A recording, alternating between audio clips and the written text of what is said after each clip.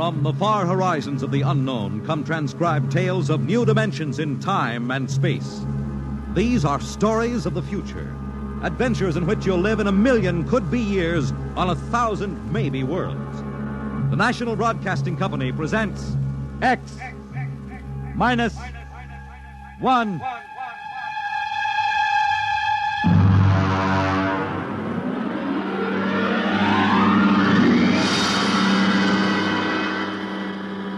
Tonight, X-1 presents Pirigi's Wonderful Dolls by George Lefferts.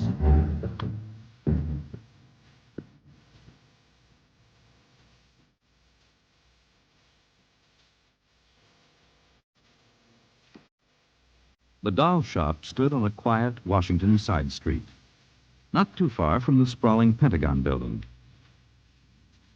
A woman and child waited outside. The little girl peering eagerly through the window at the dolls inside, and the woman glancing impatiently at her wristwatch, as if expecting someone who was late for an appointment. There was nothing about the doll shop to warn them that they were waiting to keep an appointment with doom.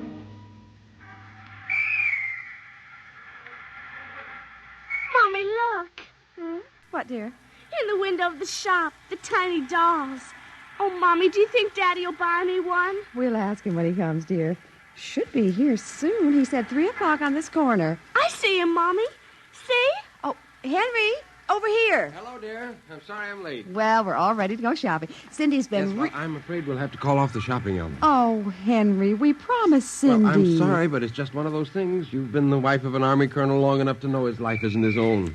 What is it this time? Some more of that flying sphere nonsense. The pilot who says he sighted it last month crashed and was killed today, and the general wants the full report. Oh, dear. What next? Well, I got a staff meeting at the Pentagon at 3:15.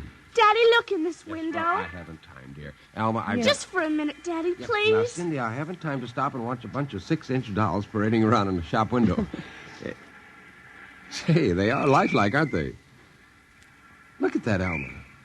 Dolls are marching around like a regular review. They've even got their own little band. See the one in the red jacket, Daddy? Yeah. He's the leader. He's bowing to us. Well, they don't look human. Henry, your staff meeting. Oh, yes. Well, I got to run. Can we buy one, Daddy? Well, not now, dear, and I'll run along. Now, don't go spending a lot of money on that nonsense. No, Alma. dear. Bye, Cindy. Bye, Daddy. Oh, look, Mommy, the band is going to play. Aren't they wonderful, honey? Honey, I must have stood on this corner 1,000 times. I've never noticed this shop before. Look at the man inside, Mommy. Who's he? That's the proprietor, dear. Doesn't he look funny with those red cheeks and white mustache? It's easy to see who he models his dolls after. Mommy, look, he's coming to the door. He's coming. Good evening, children. Good evening. How funny he talks. Hush, Cindy. Would you like to step inside the shop of Santo Pirigi? Well, yes, we would. But... This way. Mommy, it's like fairyland. Here in the shop of Santo Pirigi, creator of Pirigi's universal wonderful dolls, the world of adult reality is blended with the world of child's fantasy. This is a new shop, isn't it, Mr. Parigi? What is new and what is old? Come, this way. Would you like to meet one of my little ones? Oh, yes. Now, this one in the red jacket is Toto. He's the leader. Handle him ever so gently. See, I will set him on the table. Speak, little one. How do you do? How do you do? How do you do? Oh, Mommy, he talks. The doll talks. Amazing, absolutely amazing. That is nothing for Pirigi's wonderful dolls. Listen. Sing. Sing, Toto. Sing for the little girl. My name is Toto. Sing, Toto. Men are big and tall. Dolls are very small. When men begin to fall, the dolls will rule them all. More. How do they work, Mr. Parigi? How do they work? That is the secret of the great Pirigi, greatest of all doll makers. To make an ordinary doll is nothing. To make a perfect replica, that is something. But to make a doll with intelligence, that is the work of an artist, eh? I suppose that they're very expensive to buy. Pierigi does not sell his dolls, madam. You don't sell them? When I construct a doll like Toto, I cannot bear to be permanently separated from him. So instead of selling, I rent my little people. You do? You rent dolls? Precisely. $10. For how long? For as long as they are cherished. My only request is that when you grow tired of my dolls, you return them to me in good condition. Oh, Mommy, could we take him home? Take him home. Take him home. Take him home. Oh, look, he's bowing and dancing. He wants to Well, come. honey, your father said that we shouldn't spend a lot Oh, of money. please, I'll take such good care of it. Please. Well, honey, we'll have to deal with your father later, but... Well, Oh, Mommy. all right. Wrap him up, Mr. Parigi. But I have a feeling that when your father comes home, we'll be sorry. Be sorry. Be sorry. Be sorry. Be sorry.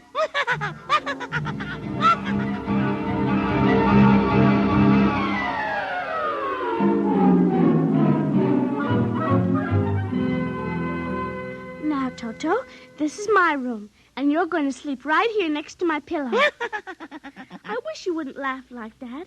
I'm going to have to teach you some manners. And you be quiet because my daddy will be home soon. And he's a colonel in the Air Force staff. And he'll bust you to private if you don't behave. Come along now. I'm going to introduce you to my puppy dog, Mr. Blister, so be good. Here, Mr. Blister. Here, Blister. Come on. Mr. Blister, this is Toto.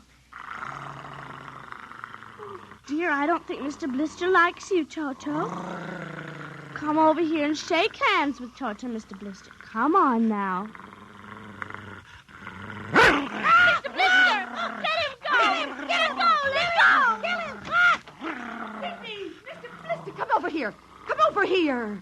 Cindy, what happened? Mr. Blister tried to bite my doll. Look at how frightened he is. Oh, honey, dolls don't get frightened. But he was frightened, Mommy. He screamed. You imagined it, dear. It's only a doll. He did. Well, Mr. Blister didn't mean it. Now, you know he's the gentlest little pup alive. He is, and he's nasty, and I hate him. Oh, now see, you've hurt his feelings. I don't care. He tried to bite my new doll, and I don't ever want to see him again, ever. Oh, dear. All right, Mr. Blister, you come downstairs with me. Cindy's angry with you tonight. I'll kill him. Cindy, where did you learn a thing like that? Toto said it. Honey, you've had a very exciting day. Now, brush your teeth now and go to bed, Daddy's coming home late, so he'll see you in the morning. Good night, dear. Sleep well. Hate him. Hate him. Hate him. Hate him. Hate him.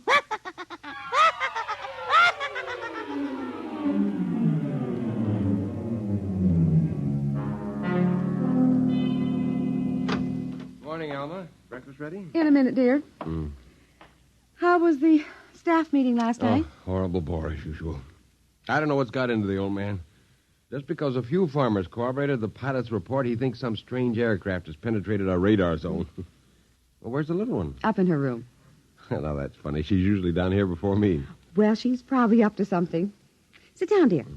Say, remind me to take some papers back to the War Department, will you? I left them in my strong box. You haven't been bringing your reports home, have you? Well, it's safe enough. Well, you told me it was against regulations to bring secret papers home. Well, I had to finish some work for the old man, and nobody will ever know the difference. Well, I don't know. Oh, would you feed the puppy before we sit down, Henry? Yes. His bowl's under the sink. Where is he? Say, that's funny. Here's his supper from last night, only half eaten. He's getting fussy. Doesn't like canned dog food anymore. Here, Blister. Here, Blister, Blister, Blister. I wonder where the dickens is that mutt? Maybe he's on the back porch. Here, Blister. Hey, Alma.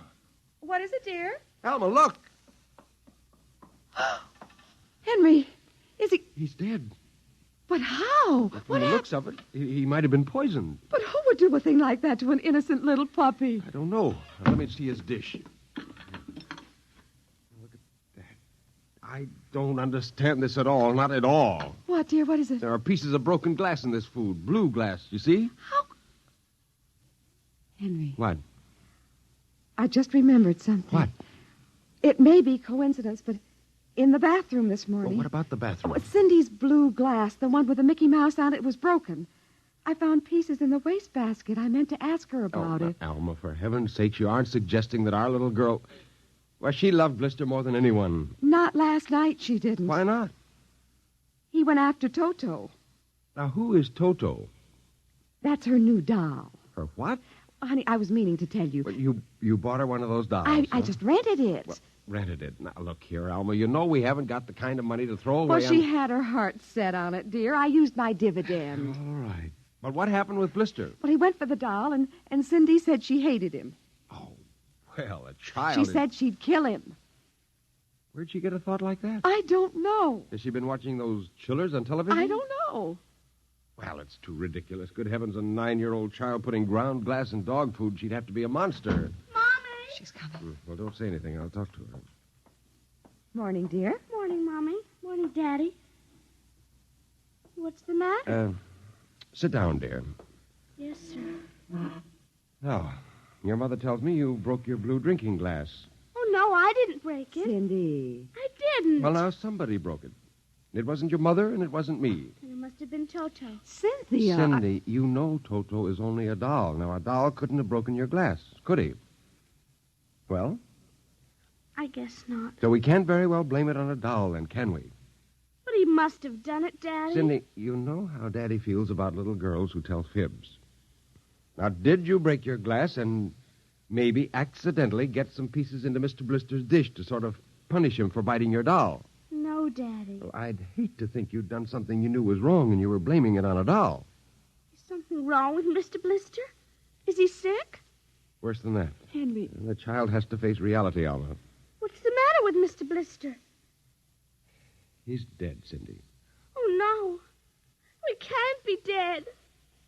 He isn't dead, Daddy. No, he isn't. He isn't. Mommy. Honey, he is dead, Cindy. But he'll come back. He has to come back. No, darling, he won't come back. Ever? Not ever.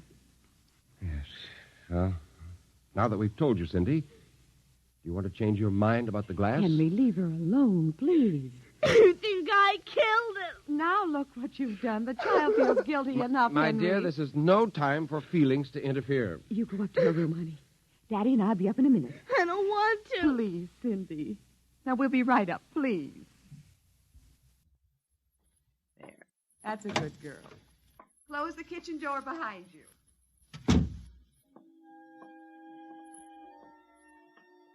Mr. Blister's dead. He isn't coming back. Ever. Ever. Daddy thinks it was me, but it was you. It was you.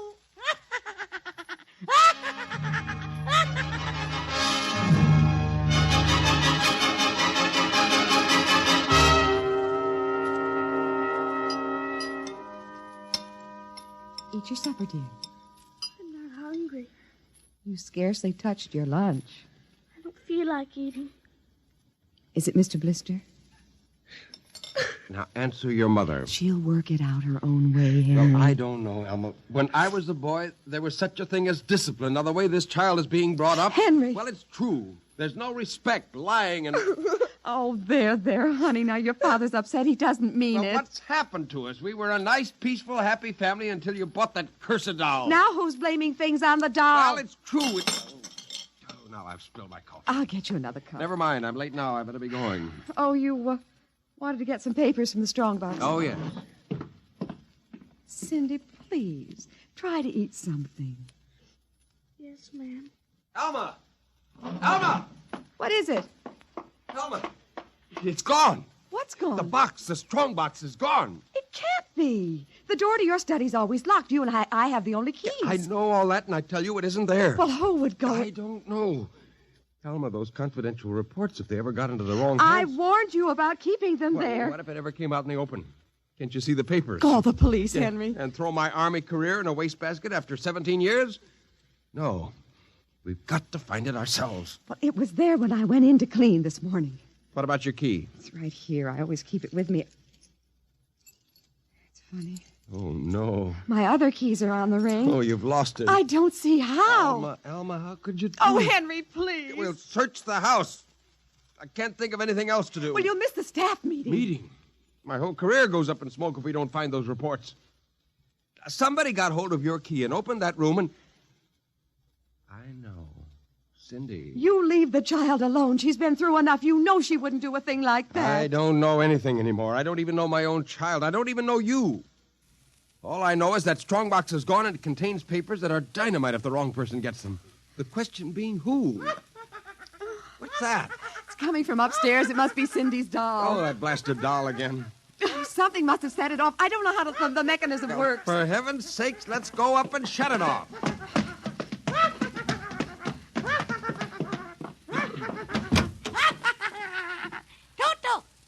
Toto, kill him. How do you do? Stop it! Blasted little imp. Henry. Ever since you... Henry. What? Look, Where? What? around the doll's neck, the key. The key to your study. You see, Alma, it was Cindy after all. I don't believe Well, it. good heavens, do you have to have it spelled out for you? Here's our doll with a key around its She neck. wouldn't, Henry. You know she wouldn't. Oh, ever since you got this fool doll, she's been acting half insane. At first the dog, and now this. I think she hates us. Henry, Cindy is my child. I know her. I know she's a good, sensitive person with no malice in You're her. simply refusing to face the facts, my dear. What are you going to do? I'm going downstairs and have a talk with that young lady.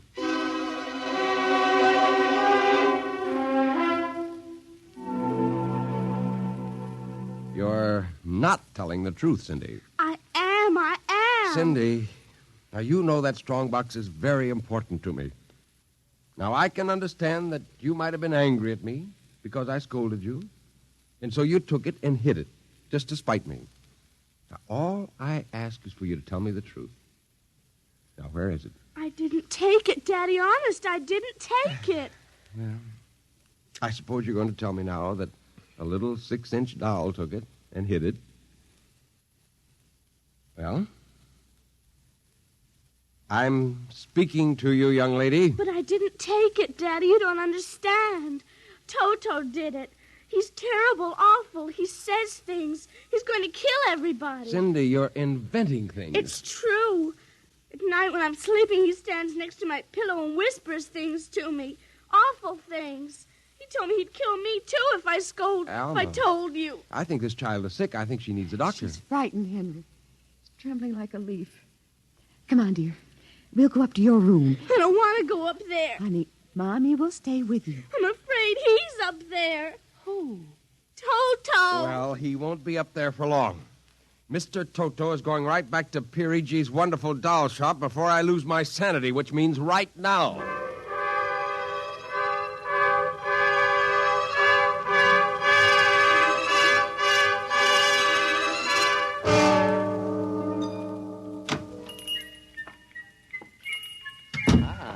Colonel Grayson, welcome to the home of Pirigi's wonderful doll. Are you Pirigi? Santor Pirigi, creator of the universal doll, the doll with a mind, the doll which...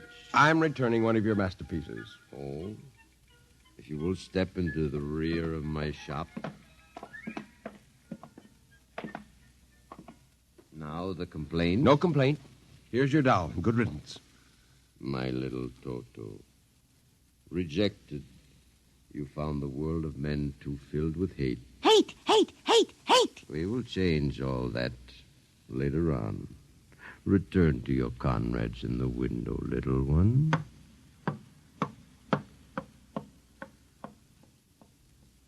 And now, Colonel Grayson. I think we have no further business. But we do, Colonel. Let me see. Yes, here it is. Do you recognize this strong box, Colonel? My strongbox. Well, where? My little Toto is very clever, sir. Are you trying to tell me your doll stole that from me? Let us not say stole. I am merely keeping it in custody. What's the game, Pirigi? The game, as you call it, is blackmail. You give me what I want, and I do not ruin your career. What do you want? Information. We already know something from the reports of the War Department concerning a certain strange-looking sphere reported by one of your pilots. What government do you represent? I represent Pirigi's wonderful dolls, none other. I am not so naive, sir. Perhaps I should explain. Each man hides something from the world. Each man loves something more than life. With the help of my wonderful dolls, I obtain personal information which enables me to control the men who control the world. You're a madman. A genius. You would be surprised at the list of men who have become the confidants for my dolls. Do you think you can blackmail me into betraying my country? If the price is right. And in this case, sir, the price is your career and the lives of your wife and child. Why are you so interested in the flying sphere? Let us say for reasons of my own. Well, Colonel? Hand over the strongbox. I warn you, I have a gun. Give it to me. You are being foolish. Put down that walking stick. Now. No closer. Now.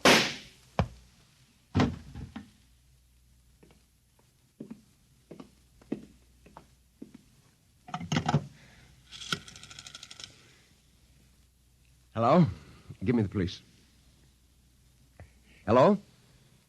Yes, this is Colonel Henry Grayson. I've just killed a man. Yes, Pirigi's doll shop, corner of 4th and Lexington. The body is in the back room. Yes, I'll wait for you. Shut up. Shut up, you little fiend. Colonel Grayson. Did I hear it speak? Colonel Henry Grayson. I must be going out of my mind, a 6-inch doll. Shut up! Your master's dead. You are mistaken, Colonel. I, Toto, am the master. What do you mean? If you will examine the body of Santor Parigi, you will see that he does not bleed. And he does not bleed, Colonel, because Santor Parigi never lived. Never lived? Santor Parigi is a doll.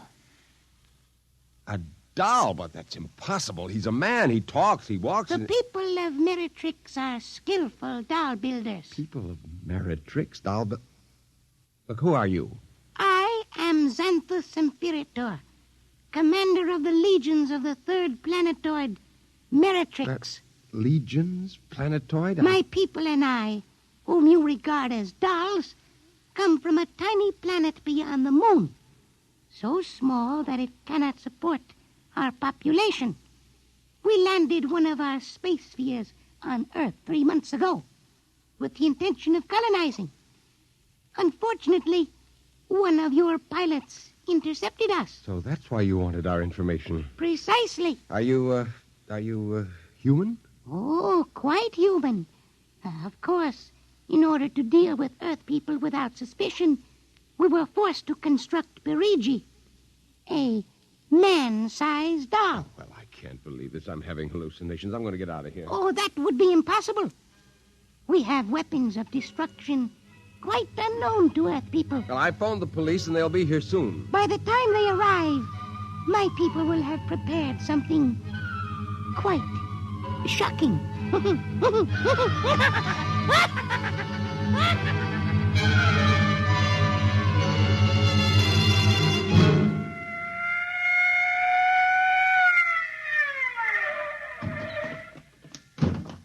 Cover him, Ryan. Okay, Sarge. You the guy who turned in the call? Yes. Where's the body? Well, it isn't exactly a body. What do you mean? It's a doll. A what? Well, you've got to let me explain. Now, this sounds fantastic, but I've stumbled onto an unbelievable plot to control the world. Keep talking. Now, these little dolls, they aren't really dolls. They're tiny people. There's a big doll named Santo Parigi, and he runs this shop. Holy smokes. He's off his trolley, Sarge. Listen, mister, we got a call that there was a murder here. Now, if there was one, where's the body? Behind those curtains in the back. Only it isn't really a body, you see. What? I hear something back there, Sarge. All right, cover those curtains. You! Is anyone back there? Come on out. Come out or we'll come in and get you. Something's coming. The curtain's opening. Welcome, gentlemen. Parigi. Well, this is impossible. I smashed his skull. You know this guy? Yes, that's the one. That's the doll. What's your name, mister? Pirigi. Santo Pirigi, creator of the Universal Doll. You ever see this man? Never until just now. What? Well, he's lying. I tell you, he's nothing but a life-size doll. The real masters are these little dolls. Ryan, are you getting this? He's wacko, Sarge. Nutty as a fruitcake. Look, I'm not crazy, I tell you. I can prove it. They must have fixed up his head when I smashed it in. Touch him, you'll see. Mr. Parigi, you know what the guy is talking about. The man is demented, obviously. Look, I tell you, there's a plot to control the Earth. Listen, you've got to let me call the War Department. They'll want to know about the flying sphere. Holy mackerel, this gets worse every minute. Ryan, Take him to headquarters? save some time. Take him down to the psycho ward. Okay, Buck Rogers. Now, look, Come along nice and quiet Look, you've now. got to listen to me. Don't you see the future of mankind is at stake? Sure. I know how it is. Look, he's nothing but a man-sized doll. Touch him. And the little ones are going to take over the Earth. I know. I had the DTs once. Okay, Sarge. look. We'll see you later. Please. Come along. Please, now. listen to Come me. on. You've got to listen to me.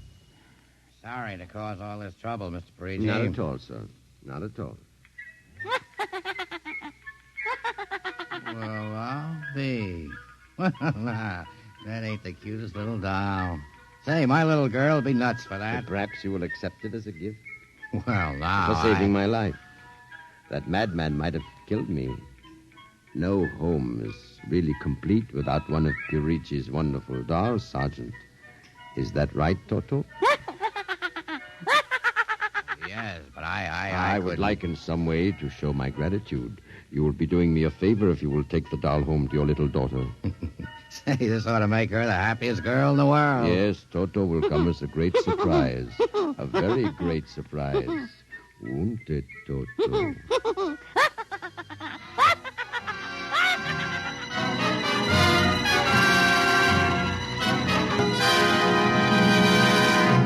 Tonight, by transcription, X-1 has brought you Pirigi's Wonderful Dolls, written by George Lefferts. Heard in the cast were Janet Alexander as Cindy, Ann Petoniak as Alma, Nelson Olmsted as Henry, Joe DeSantis as Pirigi, Michael O'Day as Toto, Ken Lynch as the Sergeant, and Frank Milano as Ryan. This is Fred Collins speaking. X-1 was directed by Fred Way and is an NBC Radio Network production.